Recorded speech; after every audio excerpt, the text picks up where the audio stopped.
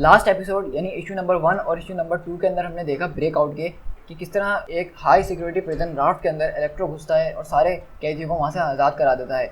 इन्हीं बीच हमें पता चलता है कि वहाँ पर डेयरडेविल और लूक केज एक आदमी से मिलने आए हुए थे और वो आदमी कोई और नहीं बल्कि सेंट्री था। और हम वहाँ पर सेंट्री को देखते हैं कि वो अपनी इनक्रेडिबल पावर यूज़ करने की वजह से कार्नेज को अपने साथ स्पेस में ले जाता है और उसके वहाँ पर 2 टुकड़े कर देता है। और इसी तरह हम आखिर में देखते हैं कि लूक केज को जो है पर्पल मैन ऑर्डर देता है कि तुम अपने सारे दोस्तों को मार दो और फिर खुद को भी मार देना। अब यहाँ से हम शिफ्ट होते हैं शील्ड हेली कैरियर के ऊपर, जहाँ पे कैप्टन अमेरिका और आयरन मैन आपस में बातें कर रहे हैं। तो आयरन मैन कैप्टन अमेरिका के पास आता है और बोलता है कल की रात तो यादगार रात थी, इसको तो हमें अपने बुक्स रिकॉर्ड में रखना चाहिए। कैप्टन बोलते हैं ये सब छोड़ो और मुझे ये बताओ कि कितने लोग वहाँ से भागे हैं। तो आयरन मैन बोलता है कि 42 लोग वहाँ से भाग चुके हैं। कैप्टन सुन के हैरत में आ जाता है कि 42। तो आयरन मैन बोलता है कि 42 सुपर विलन जो हैं दोबारा से अपने गेम के अंदर वापसी आ चुके हैं, लेकिन हमने 45 को आइलैंड पे ही रखा। 42 वर्सेस 45 हमने फिर भी बहुत अच्छा काम किया। तो कैप्टन अमेरिका पूछते हैं क्या हमें ये पता है कि ये सब अब क्यों हुआ। तो आयरन मैन बताता है कि एक इलेक्ट्रिक म्यूटेंट या फिर इलेक्ट्रो या फिर कुछ भी, हमें इसके बारे में भी सही से पता नहीं चला है, लेकिन हमें इतना पता है कि उसी की वजह से ये प्रिजन ब्रेक हुआ है। हमें अभी ये सब नहीं पता कि उसने ये सब किसके लिए किया है और इस वक्त क्यों किया है, लेकिन हमें कुछ देर में ये ज़रूर पता चल जाएगा। कैप्टन पूछते हैं कि शहर को बिजली कब मिल रही है। आयरन मैन बोलता है कि हम जितनी जल्दी कोशिश कर सकते हैं हम कर रहे हैं। और कैप्टन अमेरिका बोलते हैं क्या हम कल रात के बारे में बात कर सकते हैं। तो आयरन मैन बोलता है कि मेरे ख्याल से हम लोग वही कर रहे हैं, लेकिन कैप्टन अमेरिका बोलते हैं नहीं, मेरा मतलब ये है कि हम उस बारे में बात करें कि हमने कल वहाँ पे क्या देखा। तो फिर हम यहाँ देखते हैं कि कैप्टन अमेरिका और आयरन मैन के बीच में बात चल रही होती है और वो कल की रात यानी पिछली रात के बारे में सब कुछ डिस्कस कर रहे होते हैं। तो आयरन मैन बताता है कि हाँ कल की रात तो बहुत डरावनी थी, हर तरफ वहाँ पर तबाही मची हुई थी। तो कैप्टन बोलते हैं नहीं मेरी बात सुनो, चलो लूक केज से स्टार्ट करते हैं। अगर हम लूक केज की बात करें तो उसको तो वहाँ पे होना ही नहीं चाहिए था, वो तो बेचारा मैथ्यू मर्डॉक के साथ आया था और इन सब में फंस गया। तो आयरन मैन बोलता है कि हम सबको भी वहाँ नहीं होना चाहिए था, हम सब भी इस चक्कर में फंस गए हैं। तो कैप्टन बोलते हैं हाँ सही बात है, लेकिन मेरी बात ज़रा गौर से सुनो, मैं तुम्हारे लिए एक पिक्चर पेंट कर रहा हूँ। लूक केज जो है वहाँ पे था और वो इन सब में हमारी मदद भी कर रहा था, लेकिन उसका सामना किससे हुआ, ज़ेबिडा किलग्रेव यानी कि पर्पल मैन। तो आयरन मैन बोलता है हाँ वो तो एक बहुत खतरनाक हिप्नोटाइजर है। तो कैप्टन बोलते हैं हाँ पर्पल मैन और लूक केज की बहुत पुरानी हिस्ट्री भी रही है आपस में। तो आयरन मैन बोलता है वो तो हम सबकी किसी न किसी के साथ वहाँ पे रही है, लेकिन कैप्टन बोलते हैं इस तरह से नहीं। तो यहाँ से हम दोबारा शिफ्ट होते हैं उस कल रात वाले हादसे के ऊपर और हम वही देखते हैं कि किलग्रेव जो है लूक केज से बोलता है कि तुम एक काम करो कि इन सारे सुपर हीरो और अपने दोस्तों को मार दो और फिर अपने आप को भी मार लेना। लेकिन हम वहीं पे देखते हैं किलग्रेव जो है साथ में ये भी बोलता है कि मैं तुमसे वादा करता हूँ कि जब तुम मर जाओगे तो मैं तुम्हारी बीवी यानी जेसिका जोन्स का ख्याल रखूँगा और तुम्हारे बच्चे का भी ख्याल रखूँगा। ये सुनने के बाद हम देखते हैं कि लूक केज की फ़ौरन आँखें खुल जाती हैं और वो बोलता है किलग्रेव। तो किलग्रेव बोलता है हाँ बिल्कुल केज मैं ही हूँ ये। तो लूक केज बोलता है कि तुम्हारी पावर्स, तुम्हारा माइंड कंट्रोल अब काम नहीं करेगा। उन लोगों ने तुम्हें ड्रग दे दिया था और यहाँ पर लॉक कर दिया था, लेकिन ये बात तुम्हें नहीं पता और तुमने अभी भी कोशिश करी मुझे माइंड कंट्रोल करने की। और हम देखते हैं लूक केज जो है पर्पल मैन की बहुत बुरी तरीके से पिटाई करना शुरू कर देता है और बोलता है कि तुम्हारी हिम्मत कैसे हुई कि तुमने मुझे धमकी दी, तुमने मेरे बच्चे को धमकी दी और वो भी तुमने मेरे मुंह पे मेरे सामने कहा। और हम देखते हैं कि लूक केज एकदम आपे से बाहर हो जाता है और पर्पल मैन की बहुत बुरी तरीके से पिटाई कर रहा होता है। लेकिन पीछे से कैप्टन अमेरिका आते हैं और बोलते हैं कि बस बहुत हो गया केज, बहुत इतना काफ़ी है आज के लिए। तो केज बोलता है कि थैंक्स कैप्टन अमेरिका, आपने मुझे रोक लिया, वरना मैं तो आज इसकी जान ही ले लेता। यानी कि अब हम दोबारा यहाँ से शिफ्ट हो जाते हैं कैप्टन अमेरिका के उस नरेशन पे जो टोनी स्टार्क के साथ बात कर रहे हैं और वो यहाँ पे बोल रहे हैं कि देखा टोनी मैं तुमसे क्या कहना चाह रहा हूँ, अब तुम समझ रहे हो कि मैं कल रात के बारे में क्यों बात कर रहा हूँ और मेरा पॉइंट क्या है। आयरन मैन बोलता है हाँ मैं समझ गया, तुम एक खतरनाक नाइट मेरे के बारे में बात करना चाह रहे हो।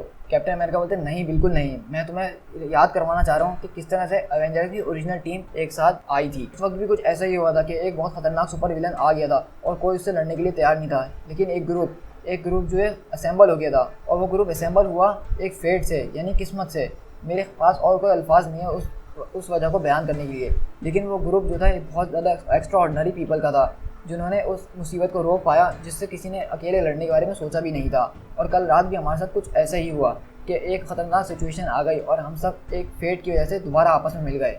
और एक वक्त लड़ाई में ऐसा आता है जब आपको नहीं पता चलता कि आप जीतेंगे या हारेंगे, लेकिन तभी कुछ ऐसा होता है जिससे आपको यकीन हो जाता है कि आप जीतेंगे और वो टीम आपस में जुड़ जाती है और इस तरह एक टीम बन जाती है। तो आयरन मैन पूछता है कैप्टन क्या तुम एवेंजर्स को दोबारा असेंबल करने के बारे में बात कर रहे हो। तो कैप्टन अमेरिका बोलते हैं मैं असेंबल करने के बारे में बात नहीं कर रहा हूँ क्योंकि टीम तो पहले से असेंबल हो चुकी है। तो आयरन मैन बोलता है कि नहीं ये सब खत्म हो गया है, हमने ये सब खत्म कर दिया। तो कैप्टन समझाने की कोशिश करते हैं कि जिस तरह ओरिजिनल टीम वो खुद से एक दूसरे के साथ आगे जुड़ गई थी और एक टीम बन गई थी, इसी तरह यहाँ पे भी एक टीम ये खुद आगे बन गई है। और अब हमारे पास ये टीम बनाने की एक बहुत अच्छी वजह भी है कि हमें पता है कि 42 क्रिमिनल्स अब आज़ाद हो चुके हैं, अब वो दुनिया के लिए एक बहुत बड़ा खतरा बन चुके हैं। हमें एक न एक टीम बनानी पड़ेगी ताकि हम एक बैलेंस रखें, क्योंकि जब हमारी एवेंजर्स की टीम हुआ करती थी तो इस कंट्री में एक बैलेंस कायम था, लेकिन जब हमने वो एवेंजर्स की टीम ख़त्म कर दी तो वो बैलेंस भी उसके साथ ख़त्म हो गया।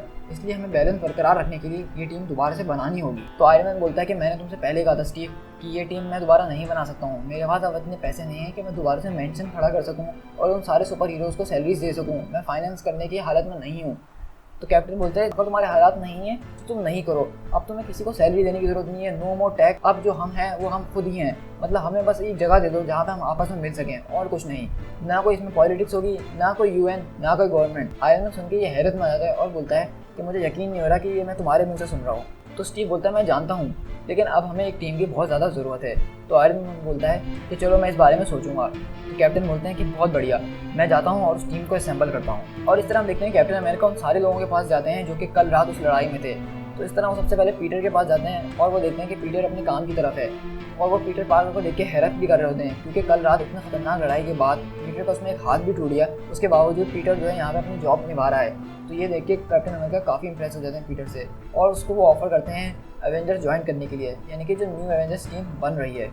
तो पीटर पार्कर बोलता है कि नहीं नहीं, मैं ये सब नहीं कर सकता हूँ, मैं कभी भी टीम का ही नहीं रहा हूँ, मुझसे लोग नफरत करते हैं, तो मैं कैसे टीम में हो सकता हूँ। तो कैप्टन अमेरिका बोलते हैं ऐसी बात नहीं है, तुम जब भी हमारे साथ लड़े हो मैं तुम्हें देख के हमेशा शॉक्ड हो जाता हूँ कि तुम इतने ज़बरदस्त तरीके से कैसे लड़ सकते हो, और तुम हमारे इस टीम में बहुत ज़्यादा काम आने वाले हो। और कैप्टन अमेरिका बोलते हैं कि तुम एक ट्राई तो करो, अगर तुम्हें पसंद ना आए तो तुम ये छोड़ के जा सकते हो, हम में से तुम्हें कोई भी ज़बरदस्ती रोकेगा नहीं। तो इस बात पर स्पाइडरमैन बोलता है चलो ये तो अच्छी बात है, अब मुझे वैसे भी पैसों की कुछ ज़रूरत थी, अब इस बहाने मेरे पास कुछ पैसे तो आएंगे। तो कैप्टन बोलते हैं सॉरी, लेकिन इस बार हम लोग पैसों के लिए ये सब नहीं कर रहे। तो ये स्पाइडरमैन ये सुन के थोड़ा अफसोस में हो जाता है। तो इससे हमें पता चलता है कि स्पाइडरमैन मार्वल के अंदर जो है एक गरीब सुपर हीरो है, यानी कि वो टोनी स्टार्क वगैरह की तरह अमीर नहीं है। इसी तरह हम दूसरी तरफ देखते हैं कि कैप्टन स्टीव रॉजर्स जो हैं लूक केज के घर जाते हैं और जेसिका वगैरह से मिलते हैं, और लूक से भी सेम यही बातें करते हैं। तो लूक केज जो है वो भी पहले मना करता है, लेकिन जब वो बताते हैं स्पाइडरमैन के बारे में कि उसने ज्वाइन कर लिए, तो वो भी बोलता है कि चलो मैं भी ज्वाइन कर लेता हूँ, वैसे भी कुछ दिन में हमारा बच्चा आने वाला है, और जब वो बड़ा होगा और वो सुनेगा कि उसके डैड एवेंजर्स के अंदर थे तो वो काफ़ी ज़्यादा प्राउड फील करेगा, तो इसलिए मैं तुम्हारे साथ आने के लिए तैयार हूँ। और वो पूछता है कि तुम किस किस से पूछ रहे हो। तो कैप्टन अमेरिका बोलते हैं कि मैं उन सबसे पूछ रहा हूँ जो कल रात हमारे साथ लड़े थे। तो लूक केज बोलता है कि ये सब तो ठीक है, लेकिन एक बात मैं बता दूँ कि मैट मैडॉक यानी डेयरडेविल कभी भी इस बात के लिए राज़ी नहीं होगा। और हम दूसरी तरफ देखते हैं कि कैप्टन अमेरिका डेयरडेविल से मिल रहे होते हैं, उसको भी कैप्टन अपनी टीम में शामिल करने के लिए आए होते हैं, लेकिन जैसा कि लूक केज ने कहा था डेयरडेविल उनको फ़ौरन मना कर देता है और कहता है कि मैं ये सब नहीं कर सकता हूँ, डेयरडेविल के साथ मेरी ज़िंदगी पहले एक ख़तरनाक डिज़ास्टर है और मैं नहीं चाहता कि इसमें मैं तुम सबको भी शामिल कर लूँ, इसलिए मैं जो करता हूँ वो अकेले ही करता हूँ, मैं एक टीम का नहीं हूँ। तो इस तरह कैप्टन अमेरिका उसको बोलते हैं कि अगर तुम्हें कभी भी हमारी ज़रूरत पड़े तो हम तुम्हारे लिए हमेशा खड़े रहेंगे, और मेरे लिए एक फेवर ज़रूर करना कि इस बारे में प्लीज़ सोच लेना। और इसके बाद हम दोबारा शिफ्ट होते हैं दूसरी तरफ, और हम देखते हैं कि कैप्टन अमेरिका जेसिका ड्रू से मिलने आते हैं, जो कि स्पाइडर वुमन के नाम से मशहूर है, और वो बताती है कल रात जो कुछ हुआ उसकी वजह से उसको जो है राफ्ट प्रिजनर के पोस्ट से हटा दिया गया है, यानी कि अभी वो फिलहाल एजेंट ऑफ शील्ड है, लेकिन अभी उसके पास कोई पोस्ट नहीं है और वो फ्री है, और इस फेलियर की वजह से वो काफ़ी ज़्यादा अफसोस में भी थी। तो कैप्टन अमेरिका उसको भी ऑफर करते हैं कि क्यों ना तुम एवेंजर्स के अंदर आ जाओ। तो वो बोलती है कि मैं तो पहले से ही शील्ड के अंदर हूँ। तो कैप्टन बोलते हैं ये तो हमारे लिए एक एडवांटेज है, क्योंकि हमें शील्ड की इन्फॉर्मेशन और नॉलेज की भी ज़रूरत पड़ेगी जो कि तुम हमारे लिए करोगी। तो वो बोलती है कि पहले तो मुझे ये बताओ कि इसका कुछ पता चला कि कल ये सब हुआ था वो किसकी वजह से हुआ था, क्योंकि उसी की वजह से मेरी ये पोस्ट चली गई है। तो कैप्टन अमेरिका बोलते हैं कि हम जो काम करने वाले हैं उनमें सबसे पहला काम हमारा यही होगा। तो कैप्टन अमेरिका बोलते हैं कि तुम्हें इन सब बातों से चिंता करने की कोई ज़रूरत नहीं है, अब तुम हमारी टीम में आ सकती हो। तो वो पूछती है कि निक फ्यूरी को इससे कोई तकलीफ नहीं होगी। तो कैप्टन अमेरिका बोलते हैं कि मुझे कोई परवाह नहीं है कि निक फ्यूरी क्या सोचता है। और इस तरह हम देखते हैं कि जेसिका ड्रू भी जो है एवेंजर्स की टीम में आने से राज़ी हो जाती है। इसके बाद हम दूसरी तरफ शिफ्ट होते हैं स्टार्क टावर के अंदर, जहाँ पे हम देखते हैं कि जारविस खड़ा हुआ होता है और कैप्टन अमेरिका का वेलकम करता है, और कैप्टन अमेरिका भी उनको देख के बहुत खुश हो जाते हैं, क्योंकि जारविस शुरू से पुराने एवेंजर्स का एक बटलर रहा है और वो एक फैमिली मेम्बर की तरह था। और हम देखते हैं कि वहाँ पे टोनी स्टार्क आता है और बोलता है कि इस बिल्डिंग को बनाने में मैंने बहुत साल लगा दिए, कि ये जो है मॉडर्न आर्किटेक्चर का एक बीकन बनेगा, और इसके जो शुरू के ऊपर के 3 फ्लोर हैं वो अब से मेरा घर है और तुम चाहो तो तुम लोग भी यहाँ पे रह सकते हो। ये आज से ये जगह हमारी प्लानिंग के लिए और हमारी मीटिंग प्लेस होगी, यानी एक तरह से हमारा अवेंजर्स का हेडक्वार्टर अब से यही होगा। और ये बोलता है कि कैप्टन अमेरिका ने मुझसे कहा अवेंजर्स बनाने के लिए, वरना मैं अवेंजर्स की टीम कभी भी नहीं बनाता, लेकिन जैसा कि कैप्टन अमेरिका ने मुझसे कहा है तो कैप्टन अमेरिका के लिए मैं कुछ भी कर सकता हूँ। तो आयरन मैन बोलता है चलो ये सब तो बहुत हो गया, लेकिन अब हम कल रात के बारे में बात कर लेते हैं कि वहाँ पर असल में हुआ क्या था। लेकिन स्पाइडरमैन बोलता है यार ज़रा 1 मिनट रुको, ये सब शुरू करने से पहले मेरे पास 76 क्वेश्चन हैं, क्या उनका कोई मुझे जवाब देगा? तो कैप्टन अमेरिका बोलते हैं कि अभी हमें थोड़ी देर सब्र कर लेना चाहिए, क्योंकि जेसिका ड्रू अभी तक यहाँ पे पहुँची नहीं है और वो भी टीम का हिस्सा है, तो हमें अभी उसके लिए वेट कर लेना चाहिए। लेकिन दूसरी तरफ हम देखते हैं स्टार्क टावर के बाहर कि जेसिका ड्रू खड़ी हुई होती है और वो किसी से बात कर रही होती है और वो बताती है कि आज का दिन बहुत ज़बरदस्त दिन रहा मेरे लिए, क्योंकि आज मैं शील्ड की एक बहुत बड़ी पोस्ट से फायर कर दी गई और आज के दिन ही मुझे न्यू एवेंजर्स में शामिल कर लिया गया। जो आदमी उससे बात कर रहा है वो बोलता है कि ये तो बहुत ज़बरदस्त दिन रहा तुम्हारे लिए। और जैसे कि उस आदमी से पूछती है कि तुमने मुझसे वादा करा था कि तुम्हारा इन सब में कुछ भी लेना देना नहीं है जो कि राफ्ट में हुआ है। तो वो आदमी बोलता है कि हाँ हमारा इसमें कुछ भी लेना देना नहीं है। जैसिका बोलती है हाँ तुम्हारा इसमें कुछ लेना देना होना भी नहीं चाहिए, क्योंकि कल रात में 3 दफ़ा मरते मरते बची हूँ। और हम यहाँ पे देख रहे हैं कि जेसिका किसी को रिपोर्ट कर रही है और वो बोल रही है कि अब मैं अवेंजर्स बनने वाली हूँ, तो इस बारे में तुम्हें इससे कोई प्रॉब्लम तो नहीं है? तो वो बोलता है कि नहीं हमें कोई प्रॉब्लम नहीं है, बस तुम अपनी डील पे कायम रहना। तो बोलती है हाँ मुझे पता है मेरी डील, लेकिन इस बार तुम्हें इसकी कीमत चुकानी पड़ेगी जो कि पिछली वाली बारी से बहुत ज़्यादा होगी। तो वो बोलता है कि हम तुम्हारी हर कीमत को चुका देंगे। तो जेसिका पूछती है कि तुम सच में मेरी कीमत चुका पाओगे, क्योंकि अब तुम चाहते हो कि मैं तुम्हें शील्ड की रिपोर्ट भी दूँ और तुम चाहते हो कि मैं तुम्हें अवेंजर्स की रिपोर्ट भी ला के दूँ। तो वो आदमी उससे पूछता है कि ये सब छोड़ो, तुम बताओ कि तुम्हारी कीमत कितनी है। यानी कि हमें यहाँ से ये पता चलता है कि जेसिका ड्रू जो है यहाँ पे शील्ड की और एवेंजर्स की दोनों की इन्फॉर्मेशन किसी और को दे रही है। उसके बाद हम देखते हैं कि जेसिका ड्रू जो है स्टार्क टावर के अंदर आती है और वो सारे लोगों से वहाँ पे मिलती है और हम वहाँ पे देख रहे होते हैं कि टोनी स्टार्क जो है मारिया हिल से बात कर रहा होता है, यानी निक फ्यूरी की जगह पे। और हम यहाँ पे देख रहे हैं कि टोनी स्टार्क जो है मारिया हिल से ये आइडिया डिस्कस कर रहा है एवेंजर्स का, लेकिन मारिया हिल सीधे सीधे मना कर देती है कि अब यहाँ पे कोई एवेंजर्स वगैरह नहीं बनेंगे, अब ये सब बहुत हो गया। लेकिन टोनी स्टार्क बोलता है कि हमने यहाँ पे एवेंजर्स की नई टीम बनाई है और मैं चाहता हूँ कि तुम उसमें हमारा साथ दो। तो मारिया हिल बोलती है कि लगता है कि मुझे अब तुम्हारा फ़ोन रखना पड़ेगा, लेकिन मैं तुम्हारी बेइज्जती करना नहीं चाहती, मैं सिर्फ तुम्हें इतना कहना चाहती हूँ कि मेरे पास इन सब चीज़ों के लिए टाइम नहीं है, मुझे आज बहुत सारे काम करने हैं। 42 लोग जेल से भागे हुए हैं और सेंट्री भी हमारी कस्टडी के अंदर है अभी, और यही सब वजह है जिसने निक फ्यूरी को इस हालत में कर दिया आज कि वो आज किसी को मुंह दिखाने के लायक नहीं है और छुप छुप के घूम रहा है। इसलिए मैं साफ साफ तुम लोगों को इसके लिए इनकार करती हूँ। तो वहीं पे हम देखते हैं कैप्टन अमेरिका बोलता है कि एजेंट हिल मैं स्टीव रोजर्स हूँ कैप्टन अमेरिका, और तुम्हारे पास मेरी शील्ड की फ़ाइल तो होगी। तो वो बोलती है हाँ कैप्टन मेरे पास आपकी फाइल्स हैं। तो वो बोलते हैं तो आप उसमें से वेरीफाई कर सकते हैं कि मेरे पास फुल चैंपियन लाइसेंस है। तो मारिया हिल बोलती है कि ये बात मुझे नहीं पता थी। तो स्पाइडरमैन बोलता है कि ये चैंपियंस क्या होता है, मैं कोई चैंपियंस की टीम ज्वाइन नहीं कर रहा, मैं एवेंजर्स में शामिल होने के लिए आया हूँ। तो कैप्टन अमेरिका बोलता है मेरे दोस्त इसका मतलब ये है कि मेरे पास फुल अथॉरिटी है कि मैं इस प्लेनेट के ऊपर कोई भी टीम खुद से असेंबल कर सकता हूँ और किसी भी मिशन पे भेज सकता हूँ अगर मुझे वो फिट लगती हैं। और टोनी स्टार्क बोलता है कि हिल इसका मतलब ये है कि हमें तुम्हारी परमिशन की ज़रूरत नहीं है एवेंजर्स को दोबारा बनाने के लिए। और टोनी स्टार्क जो है मारिया हिल से बात करता है, वो लोग जो हैं आपस में मिलकर काम करते हैं क्योंकि 40 से ज़्यादा लोग भागे हुए हैं और इस वक्त हम इनको ज़रूरत है कि जल्द से जल्द वो सबको पकड़ सकें।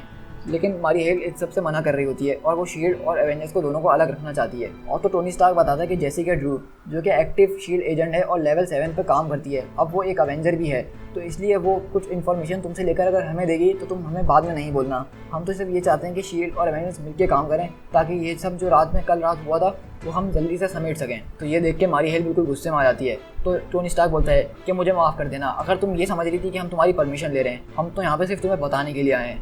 तो ये सुन के मारिया हिल और ज़्यादा गुस्से में आ जाती है।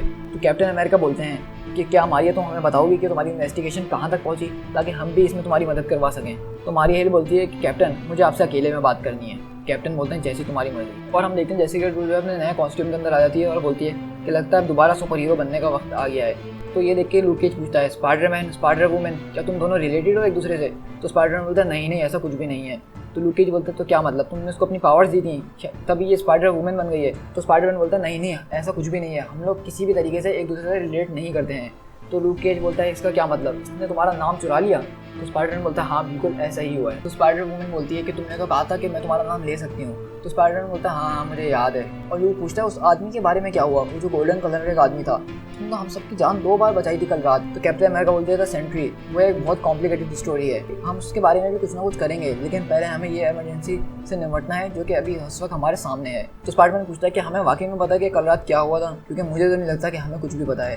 तो कैप्टन अमेरिका बोलते हैं हाँ हाँ हमें पता है कि कल रात एक प्रिजन ब्रेक हुआ था और एक बहुत खतरनाक प्रिजन ब्रेक हुआ था, जिसकी वजह से वहाँ पे जितने भी लोग थे उन सब ने भागने की कोशिश करी। जिनमें से 45 को तो हमने पकड़ लिया, लेकिन 42 से निकल गए। और वो बोलता है कि हमारी हेल्थ से मेरी बात हुई है और उसने हमारी मदद करने की कुछ कोशिश करी है, और उसने हमें वो डेटा भेजा है कि जो जो लोग यहाँ से भाग चुके हैं। और हम देखते हैं स्क्रीन के ऊपर कि उनमें से कौन कौन से लोग भाग चुके हैं। तो ये देख के सारे एवेंजर्स जो हैं वो एकदम हैरत में होते हैं और बोलते हैं कि इन सबको पकड़ना तो बड़ा मुश्किल है, क्योंकि ये सब तो टॉप क्लास क्रिमिनल्स हैं। और यहीं पर हम देखते हैं कि आयरन मैन पता लगाता है उन CCTV फुटेज से कि ये सब किसका काम है। तो जब वो लोग ये सब देख ही रहते हैं तो स्पाइडरमैन बोलता है ज़रा 1 मिनट रुको, और वो फ़ौरन पहचान जाता है कि ये तो इलेक्ट्रो है। और वो बोलते हैं ये तो मैक्स डिलन है और ये मेरे बुरे लोगों में से एक बुरा आदमी है। और स्पाइडरमैन बोलता है ये कितना शर्मनाक है कि इतना बड़ा प्रिजन ब्रेक हुआ और उसके पीछे हाथ था मेरे आदमी का, यानी कि मेरे आदमी का जिसका पीछे मैं लगा हुआ था। तो लूक केज बोलता है ये सब सोचना तुम छोड़ दो, अब हमें इसको पकड़ना कैसे वो सोचना है। और हम देखते हैं कि आयरन मैन उसके जो है अकाउंट्स वगैरह को ट्रैक कर रहा होता है और उसको पता चलता है कि वो इस वक्त बॉस्टन के अंदर है। तो आयरन मैन बोलता है कि अब हमें बॉस्टन जाना पड़ेगा। तो स्पाइडरमैन बोलता है हम बॉस्टन कैसे जाएंगे, क्या तुम हम सबको भी आर्मर दे रहे हो? यस। तो आयरन मैन बोलता है अभी इतनी जल्दी क्या है, यहाँ तो चलो। और हम वहाँ पे देखते हैं कि टोनी स्टार्क ने एक नया क्वीन जेट बनाया हुआ होता है इन एवेंजर्स के लिए। ये देख के स्पाइडरमैन बहुत ज़्यादा हैरत में हो जाता है, क्योंकि इस तरह की चीज़ें स्पाइडरमैन पहली बार देख रहा था। दूसरी तरफ हम इलेक्ट्रो को देखते हैं जो कि अपनी वाइफ से मिलने यहाँ पे आया हुआ होता है, और वो उसको मिलके सब कुछ बताने की कोशिश कर रहा होता है। उसको आगे बोलता है कि हम लोग यहाँ से निकल रहे हैं अभी इसी वक्त। वो बोलती है कि मैं यहाँ से कहीं नहीं रह सकती, मैं अपनी जॉब के ऊपर हूँ। बोलता है तो मेरी बात समझ नहीं रही, मेरे पास अब एक प्राइवेट प्लेन है और हमें आज रात यहीं से निकलना होगा, वरना हम सब किसी बड़ी मुसीबत में फंस जाएंगे। तो उसकी वाइफ जो वो समझ जाती है कि हो सकता है कि इस प्रिजन ब्रेक में उसी का हाथ हो, लेकिन वो उसको बता नहीं रहा था। लेकिन उन दोनों के बीच में एक बहस चढ़ जाती है और वो आखिर में वो बता देता है कि हाँ कल रात वो सब मैंने ही किया था, लेकिन उसके बदले में हमें बहुत ज़्यादा पैसा मिला था। लेकिन हम इतनी देर में देखते हैं कि वहाँ पे एवेंजर्स की नई टीम पहुँच गई होती है उसको पकड़ने के लिए। और हम देखते हैं उन एवेंजर्स को देख के जो है मैक्स डिलन यानी इलेक्ट्रो जो है बहुत ज़्यादा घबरा जाता है और उन पर अटैक करना शुरू कर देता है। और हम देखते हैं कि आयरन मैन जो है उसके चारों तरफ एक फोर्स फील्ड बना देता है, जिसकी वजह से वो अपनी इलेक्ट्रिसिटी को यूज़ कर नहीं पा रहा होता है। और आयरन मैन बोलता है कि हाँ हमें पता है, हम अपना होमवर्क घर से कर आए थे, इसलिए हमें पता है कि तुमसे कैसे निपटना है। तो कैप्टन अमेरिका उससे पूछते हैं कि तुम्हें किसने हार किया और ये सब तुम किसके लिए कर रहे हो। तो इलेक्ट्रो बोलता है कि मुझे मेरा लॉयर चाहिए, मैं तुमसे कोई बात नहीं करूँगा। तो लूक केज पूछता है स्पाइडरमैन से कि ये मुझे बताओ कि जब तुम इससे लड़ा करते थे तो तुम इससे कैसे लड़ते थे। तो स्पाइडरमैन बोलता है यार दरअसल बात ऐसी है कि जब भी मैं इससे लड़ने जाता था तो मैं अपने हाथों पे वेब लगा लेता था अपने, इससे मुझे इलेक्ट्रिक करंट महसूस नहीं होता था। तो लूक केज बोलता है तो मेरे साथ भी ऐसा ही करो। और हम देखते हैं कि स्पाइडरमैन लूक केज के दोनों हाथों को वेब से ढक देता है और लूक केज बोलता है कि इस बबल को खोलो और फिर मैं बताता हूँ इसका। लेकिन हम देखते हैं इलेक्ट्रो जो है ये अचानक से बेहोश हो जाता है और वहाँ पे गिर जाता है। तो वो सब एकदम हैरत में हो जाते हैं कि ये कैसे हो गया और वो एकदम से कैसे गिर गया। तो एजेंट जो है वहाँ पे सारे शील्ड एजेंट्स को बुलाती है और बोलती है कि मैक्स डिलन अब हमारी कस्टडी के अंदर है, तो यहाँ पे जल्दी से शील्ड का क्रू लाओ और इसको यहाँ से लेकर जाओ। अब हम दोबारा यहाँ से शिफ्ट हैं राइकर आइलैंड के अंदर, जहाँ पे वो पहले प्रिजन ब्रेक हुआ था। लेकिन जैसे कि हमें पता है कि 45 लोग अभी भी यहाँ पे हैं। तो जेसिका यहाँ पे आती है इन्हीं से पूछने के ये सब किसने किया है और ये सब इनके पीछे किसका हाथ था, लेकिन उनमें से कोई भी अपना मुंह खोलने के लिए तैयार नहीं होता है। जेसिका पहले तो उनसे खामोशी से पूछने की कोशिश करती है, लेकिन सब बोलते हैं कि यहाँ से अपनी शक्ल लेकर दफ़ा हो जाओ। और वो लोग जो हैं उनको कुछ भी नहीं बता रहे थे एवेंजर्स को। लेकिन जेसिका वहाँ पे एक बॉक्स लेकर आती है, उसको खोलती है और बोलती है कि इसके अंदर फ्रेश एप्पल्स हैं और कुछ डोनट्स वगैरह हैं, और मैं ये उसके लिए लेकर आई हूँ जो कि मुझे नाम बताएगा उसका जिसके पीछे इन सबका हाथ था। लेकिन जेसिका अपनी बात पूरी करे इससे पहले वो सब भूखे दंगे जो थे चीखना शुरू कर देते हैं कि कार्ल लेकोस कार्ल लेकोस कार्ल लेकोस। और जेसिका जो है वो डब्बा वहीं फेंक के चले जाती है। कैप्टन अमेरिका जो है क्वीन जेट के अंदर बैठ के देख रहे होते हैं उसकी फाइल, तो पता चलता है कि उसकी फाइल रिस्ट्रिक्टेड है। तो कैप्टन अमेरिका जेसिका ड्रू से बोलते हैं क्या तुम इसकी फाइल ये नहीं खोल सकती हो।